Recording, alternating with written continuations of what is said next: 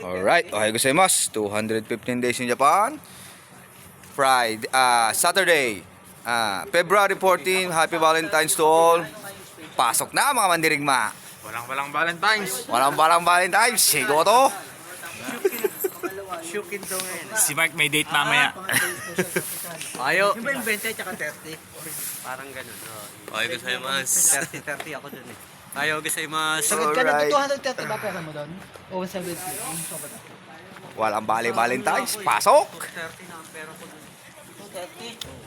230? Belated pala kay Alisa. Belated happy anniversary. Nadami mo pa yung dating boarding house natin Boarding house ko pa yung dati yung sa may labas. Pares pala kayo. Mark, yung bulak Magkano kami yan? mo na ba? Sa harap to. Wala, tipid tayo ngayon. Magkakalayo eh.